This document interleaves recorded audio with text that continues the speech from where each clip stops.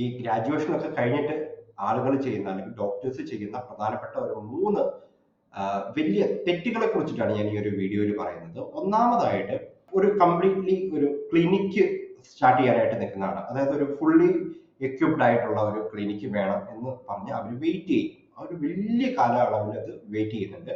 അപ്പൊ എപ്പോൾ തുടങ്ങണം, എങ്ങനെ തുടങ്ങണം, അത് സ്ത്രീകളാണ്. കല്യാണം കഴിഞ്ഞാൽ എന്താണ് സംഭവിക്കുക.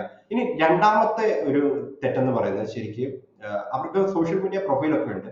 അതിനകത്ത് പോസ്റ്റ് ചെയ്യുന്ന കണ്ടന്റുകൾ യാതൊരുവിധ ധാരണയും ഇല്ലാതെയാണ് വളരെ റാൻഡം ആയിട്ടുള്ള പോസ്റ്റുകൾ ചെയ്യുന്നത്. ഒരു വലിയ ബ്ലണ്ടർ ആണ് ശരിക്കും. ഇനി മൂന്നാമത്തെ ഒരു മിസ്റ്റേക്ക് എന്ന് പറയുന്നത് ഒരു 200 രൂപയൊക്കെ കൺസൾട്ടേഷൻസ് വെച്ചിട്ടാണ്.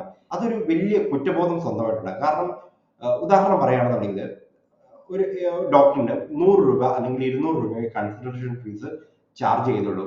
അത് അവരുടെ ഒരു സമയത്തിന് കൊടുത്തില്ല, 15 മിനിറ്റ്, അരമണിക്കൂർ, 1 മണിക്കൂറൊക്കെ എടുത്തു 200 രൂപ ചാർജ് ചെയ്തുള്ളൂ എന്ന് പറയുകയും പിന്നീട് അവരുടെ ആ ഒരു കൺസൾട്ടേഷന് പിന്നീട് വരുമ്പോഴത്തേക്ക് ഒരു 500 ചാർജ് ചെയ്യുമ്പോൾ രോഗികളെ നിലനിർത്താനുള്ള കഷ്ടപ്പാടും അല്ലെങ്കിൽ വന്നില്ല എന്നൊക്കെ പറയുന്നതെല്ലാം ചേർത്തിട്ട് ഈ ഫിനാൻഷ്യൽ മാനേജ്മെന്റിനകത്ത് അല്ലെങ്കിൽ ഫിനാൻഷ്യൽ കൺസൾട്ടേഷൻ ചാർജ് മാനേജ് ചെയ്യുന്നതിനകത്തെല്ലാം ഒരു കുറ്റബോധം പിന്നീട് സംഭവിക്കുന്നുണ്ട്.